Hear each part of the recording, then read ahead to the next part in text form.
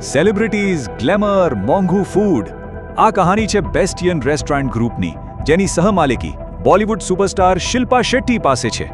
પણ શું આ બધી ચમકદમક પાછળ ખાલી સ્ટાર પાવર છે કે પછી વાત કંઈક બીજી જ છે? ચાલો આજે આખી વાતને સમજીએ. સાંભળવામાં આવ્યું છે કે બેસ્ટિયન રોજનું લગભગ 3 કરોડ રૂપિયા કમાય છે. હા, રોજનું. આટલો મોટો આંકડો સાંભળીને તો એમ જ લાગે ને કે બસ સફળતા તો જાણે રાતોરાત મળી ગઈ. પણ સાચી વાત કંઈક અલગ જ છે. તો સવાલ એ જ છે કે શું બેસ્ટિયનની આટલી મોટી સફળતા પાછળ ખાલી એનો જાણીતો ચહેરો એટલે કે શિલ્પા શેટ્ટી જ છે કે પછી પડદા પાછળ કોઈ અલગ જ ગણિત કામ કરી રહ્યું છે? પણ અહીંયા એક કડવી હકીકત સામે આવે છે.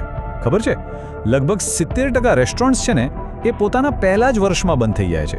તો પછી બેસ્ટિયને એવું તે શું કર્યું કે 10 વર્ષ સુધી માત્ર ટકી જ નહીં પણ આટલી સફળ પણ થઈ, જ્યાં બીજા બધા ફેલ થઈ ગયા? આજે સફળતાની ચમકદાર તસવીર દેખાય છે ને, એની પાછળ 4 વર્ષનો લાંબો સંઘર્ષ છુપાયેલો છે. અને આ કોઈ સરળ સફર નથી. એ તો જાણે કાંટાળો રસ્તો હતો. અને બ્રાન્ડની અસલી પરીક્ષા આ જ સમયમાં થઈ હતી. તો વાત શરૂ થાય છે 2016માં. બેસ્ટિયને એક નાનકડી 80 સીટર રેસ્ટોરન્ટથી શરૂઆત કરી. પણ અહીંથી નફામાં આવવા સુધી પહોંચતા 4 લાંબા અને મુશ્કેલ વર્ષો લાગી ગયા. આ વર્ષો સંઘર્ષ અને સતત ખોટથી ભરેલા હતા. આ સંઘર્ષ કેટલો મોટો હતો એ સ્થાપક રણજીત બિન્દ્રાના આ એક વાક્ય પરથી જ સમજાઈ જશે. એ કહે છે, મને નફામાં આવતા 4 વર્ષ લાગ્યા, પૈસા બસ બળતા જ રહ્યા. એટલે સમજી લો કે આ કોઈ રાતોરાત મળેલી સફળતાની કહાણી બિલકુલ નથી.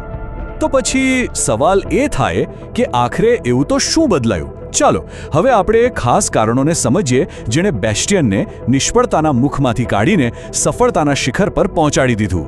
આ છે એમની જીતનો ફોર્મ્યુલા. એમની જીતનો આ જે ફોર્મ્યુલા છે ને, એને આપણે 4 મુખ્ય પાયામાં વહેંચી શકીએ. પહેલું છે જુસ્સો, બીજું એકદમ શ્રેષ્ઠ પ્રોડક્ટ, ત્રીજું ધીરજ સાથે રોકાયેલું ભંડોળ, અને ચોથું એક મજબૂત ભાગીદારી. ચાલો આ દરેકને જરા વિગતે જોઈએ. તો પહેલો પાયો છે જુસ્સો. સ્થાપક રણજીત બિન્દ્રા માટે આ કોઈ નવો શોખ નથી પણ વારસો છે. એમના પિતાએ 1950માં રેસ્ટોરન્ટનો બિઝનેસ શરૂ કરેલો, એટલે હોસ્પિટાલિટી તો જાણે એમના લોહીમાં જ છે.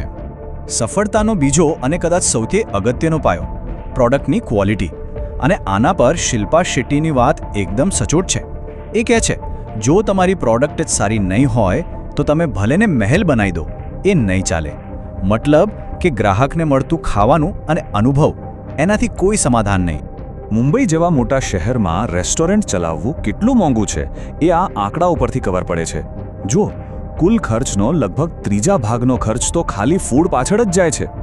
એટલે જ્યારે આટલો મોટો ખર્ચ હોય ત્યારે એની ક્વોલિટી તો જોરદાર હોવી જ જોઈએ, નહીં તો ટકી જ ના શકાય. ત્રીજો પાયો, અને આ બહુ જ જરૂરી છે, પૈસા.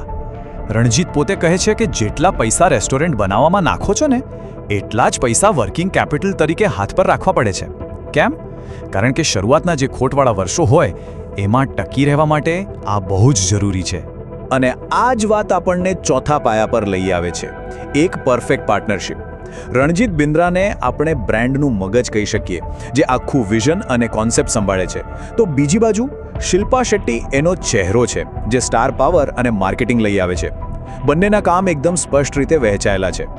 ચાલો હવે એ વાત કરીએ કે જ્યારે કોઈ આટલું મોટું સેલિબ્રિટી નામ બ્રાન્ડ સાથે જોડાય ત્યારે એ કેવી રીતે બેધારી તલવાર જેવું બની જાય છે. એના ફાયદા તો છે પણ ગેરફાયદા પણ એટલા જ છે. જુઓ, સેલિબ્રિટી પાર્ટનરશિપનો ફાયદો તો એકદમ સ્પષ્ટ છે. બ્રાન્ડને રાતોરાત ઓળખ અને પબ્લિસિટી મળી જાય છે. પણ એની બીજી બાજુ પણ છે. જો કોઈ નાની ભૂલ પણ થાય તો આખો દોષ સીધો સેલિબ્રિટી પર આવી જાય છે. અને નેગેટિવ પબ્લિસિટી પણ એટલી ઝડપથી ફેલાય છે. અને આ પ્રસિદ્ધિની ડાર્ક સાઇડ શિલ્પા શેટ્ટીના આ વાક્યમાં બરાબર દેખાય છે. એ કહે છે, દુર્ભાગ્યપૂર્ણ વાત એ છે કે મારું નામ ક્લિકબેટ બની ગયું છે.